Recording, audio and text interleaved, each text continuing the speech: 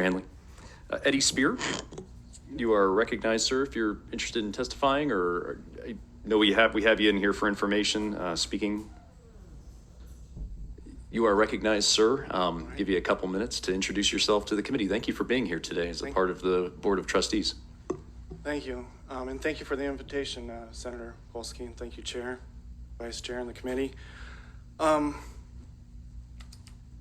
I got thrown into a whirlwind, to say the least, and extraordinary circumstances at New College of Florida, being chosen to be a Board of Trustee. I found out immediately that there was opposition research and hit pieces done in local media.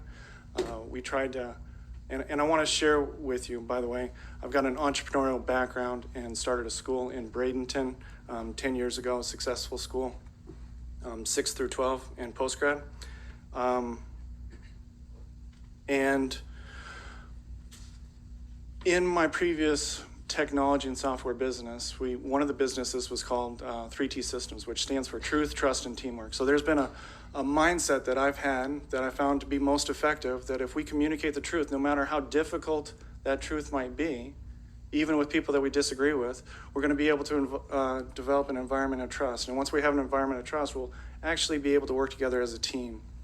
And so one of the first things that I try to do as a Board of Trustee member and has a local member there in the Sarasota-Bradenton area is to go on campus to engage with students. So as soon as I did that, I found out that Chris Rufo wanted to do the exact same thing. The night before the meeting started, there was a death threat against me. After this death threat, what I found was politics, I don't know how else to say it, but from the administration to take emotional hostage, the entire campus emotionally hostage because of the death threat that was made against me, saying that everybody else was in danger. Now, I understand that there is dangers when things are hot topics, and politically there's a lot of attention in this microcosm that is New College of Florida. But what I found was that it was incredibly difficult to move past the emotional hostage that the administration wanted to keep the entire college in. And successfully, we moved past that. And since then, I can tell you that I've been speaking the truth. Previous witness probably said that this is inflammatory rhetoric. I don't find this to be inflammatory rhetoric. I find this simply to speak the truth. And so there's been different truths that I have shared that are causing a lot of concern. But what I've done is followed up those truths and those statements by showing up on campus and engaging in debate. And so since that first meeting has happened, I've had many debates and many discussions, and very productive discussions with faculty, staff, and students. I find myself there every day. I find myself in love with the university, New College of Florida. It's been a fantastic school, and I love the people that are there, and I am excited to be here and at your invitation and sharing my experiences, and I look forward to the confirmation, a favorable confirmation. Thank you. Thank you, Mr. Speir. Appreciate it. Oh, Chair Mayfield for a question. I know it's going to be real quick. I know we're running out of time, but what exactly have you seen as a change since you've been engaging and interacting with the students and the faculty that is there? Have you seen it shift in a positive way, and what type of response are you getting? Trustee Speir. Thank you. It's different from faculty, staff, and students. From the students, I found them at first very hostile, and then as I pressed in and tried to make it on campus on a daily basis, I've been able to break through, and I don't credit myself for that. I credit the students, and I find that the students are excited to have the discussion, to have these discussions, to be recognized. And so it's very comfortable for me to walk on campus now, and I've made a lot of friends, and I'm meeting with many students that Senator Polsky would call trans. I would call gender dysphoria. I disagree with the terminology there, but I've met with many of those students, and I truly enjoy those conversations, and I found that we have a lot more in common than we have rather than what we're against and what we don't have in common. Chair Mayfield. What about the faculty? I found the faculty are very close and guarded with their words. I find that they aren't comfortable sharing their concerns about the culture and the toxicity of the culture that's there. And I found from the students that many of the students feel like they are being goaded into this behavior, this activism. Thank you. Chair Russo. Thank you very much, Mr. Chair. And I wasn't going to say anything because he's not here to defend himself. But you mentioned the words hit pieces. Are you familiar with the articles that Chris Rufo has written, including the one where he accused University of South Florida of maintaining a cult-like outlook on diversity, equity, and inclusion, and the number of tweets that he did taking credit for increasing the negativity of critical race theory? Do you agree with his articles and his tweets? Trustee Speir, you're recognized. I haven't read all of them. It's hard to keep up with. He writes a lot. But certain aspects of it I definitely agree with. And so I can't say that I agree with everything that he says because I haven't read everything that he writes. Any further questions? Yes, Mr. Chair. Senator Powell. First of all, thank you, Trustee Speir, for making it here today. When you spoke, you said you talked about the truths that you've shared that have caused concern. Can you share with us some of these truths? I've been studying some of the language that has been used in the world of politics lately, and I'm not very familiar with you. So when you say truths, I am intrigued to understand what your truths are. I know, and then as a follow-up to that, you engaged in dialogue, which is interesting since I know what the First Amendment states in terms of dialogue, but I believe, it's my understanding that a lot of dialogue has been restricted amongst individuals here in the state of Florida. So can you share with us first your truths that may have caused concern, what those truths are, and then maybe the continued dialogue? Trustee Speir, you're recognized to answer the question. I do want to remind everybody that we have a 12:30 hard stop, and I want to make sure to afford the members of the public the opportunity who have still signed up to speak. So if you don't mind keeping your answers as succinct as possible, sir, but also directed to the question, that would be appreciated. Yes, thank you. I have to start with the truth that Jesus Christ is the way, the truth, and the life. Everything else comes from there, articulated in the Bible.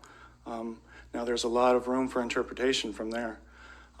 But the truth specifically in relation to a hit piece would be a tweet that I sent out describing gender trans as a mental disorder. And so when I sent that out and was not shy about sending that out, and then immediately went on campus to face the wrath. And I found the students to be engaging in conversation, albeit heated, but we've worked past that. And right now, I believe that there's a lot of challenges yet to go at New College of Florida, but also the engagement and the respectful engagement, at least from what I've seen, my personal experience has been very positive. Any follow-up? Yes. As a follow-up, in a state where the terms diversity and equity and inclusion have been criminalized, or for the least part, added a negative connotation, and the idea of critical race theory has taken on a broader meaning than originally expected and interpreted. Your comments, and just to be clear, when we talk about truths, my original discipline is in journalism, and I understand that. Remember, the First Amendment always states, and has and will forever until somebody changes it, that Congress shall make no law respecting an establishment of religion. Respecting an establishment of religion. When you talk about truths, when you prohibiting the free exercise thereof, not prohibiting anybody from practicing any other religion, or prohibiting the freedom of speech, there it is right there. When you start engaging in speech, it becomes complicated. So when you have these conversations, it's abridging the freedom of press or the right of the people to peaceably assemble to petition government for redress of grievances, which if people have a problem with government, they're allowed to petition them. Is there a question in there, Senator Powell? Yes, sir. I'm laying out this idea that what I was told were truths in terms of the mental illness of gender affirming or gender, what we've been told dysphoria. Is that a truth, or is that what you've determined to be an opinion? And is it worrisome that in the state of Florida, conversations have been restricted and limited when it comes to diversity and equity inclusion, but you've had the freedom to have conversations at New College with people regarding what you believe to be the truth? Is that a problem? Mr. Speir. I'm sorry, is what a problem? Senator Powell, if you could just briefly reiterate the question. Yeah, thank you, Mr. Chair.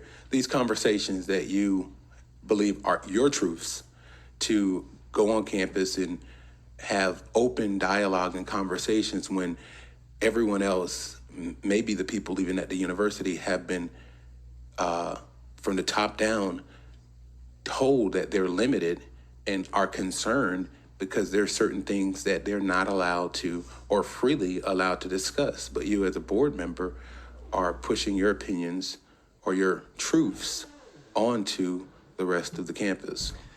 Mr. Speir. Okay, I understand. First, the conversations that I'm having on campus with students, trust me, they are not shy in sharing their truths with me as well. So there is an equal exchange of what each person believes to be a truth.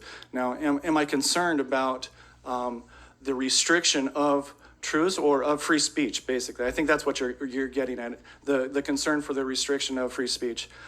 Yeah, I'm definitely concerned about that on both sides. I believe that there's been a dominant ideology of wokeness in academic institutions, and I believe that has restricted a lot of free speech. I had a discussion with a professor online and talking about Nietzsche, and you know, it was a quick little dialogue, but he said, are you requesting that we eliminate and prohibit Nietzsche from being taught in schools? I said, no. Are you prohibiting the Bible from being taught in schools? And he said, no. I thought that was a fantastic exchange, but now how do we walk that out? Me as one member of the Board of Trustees and the board together setting policy for the school, that's a different, very challenging and extraordinary circumstances that we face right now. Last question, Mr. Chair. Thank you, Senator Powell. Always a question, because I've read several dictionaries. I've read definitions in dictionaries. Can you define wokeness for me? Mr. Speir, briefly if you can. How about if I define religion and then put that wokeness into that? Because I think that's what you're getting at. It's a set of beliefs. No, if you That's don't, not what I was getting at. if you don't Thank mind you, just Mr. Chair. answering the question if you're able to, sir. Well, I'd say, okay. It's Does it mean black? One and the same. It's a set of beliefs, containing a moral code governing the conduct of human affairs. Thank you. Senator, seeing no further questions, we're I going do to... have questions, but if you want to bring up the other people, I can maybe come back to him so they get a chance to speak. while we have Mr. Speir up at the podium, I'll go ahead and allow you to ask a couple questions, Senator Polsky, but if we could keep it as succinct as possible. Thank you. You mentioned how Jesus Christ guides everything that you do. how does that translate to being a trustee of a public university where it's supposed to be a separation of church and state? And what about for the rest of us who don't believe in Jesus Christ? Mr. Speir? I would ask, am I not able to, as a follower of Jesus, and to serve? Do I not have a place as a trustee at a public university? And so I'd ask that question of you. Senator Polsky, if you have a follow-up. Yes, so, but the public university is not supposed to teach religion unless one chooses to take a course in religion. And there are many people who don't believe in Jesus Christ, are atheists. There are quite a few other religions, including my own, that do not follow Jesus Christ. So how are you going to be a trustee over thousands of students and faculty and just be completely focused on your religion? Mr. Speir,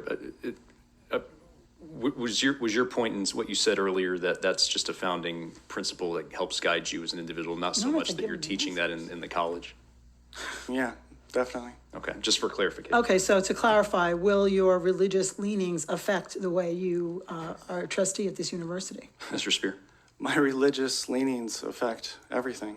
That's my life.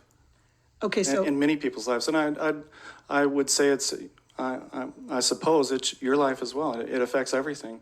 So our beliefs of the foundation of why we're here, they affect everything. And to pretend that they don't is foolish, in my opinion. If I may. Senator Polsky for a follow-up. How would you separate out your religious beliefs in a public setting, such as a public university that is paid for by the state, and not hurt those who don't believe in the same religion as you, or any religion at all? You're recognized, Mr. Speir. That's a great question. The same way that I would like the religion of wokeism to respect me by not forcing pledges of fealty and avoiding dogmatic teachings. And one more question, please. Senator Polsky? Thank you. You mentioned about activism, that there's a toxic atmosphere of activism. What does it mean for people, especially young people in college, to be active? Mr. Speir? Active and activism, I assume you mean activism and not just active. Okay, so what is activism? It means when faculty and an entire community are engaged in identifying people, not as image bearers of God of infinite value, but instead reducing them to a political group and a specific identity, and then pitting oppressors versus the oppressed, and pitting people against each other in a neo-Marxist mindset. And final question, and you don't think that your brand of activism does that to the same people who, trans kids and Jewish kids and atheist kids and Muslim kids? No. Okay. Okay. Thank you very much for your time, Mr. Speir. Next, we're going to have up Grant Belfour, who's coming to us all the way from West Palm Beach. Thank you for being so patient, sir. Speaking against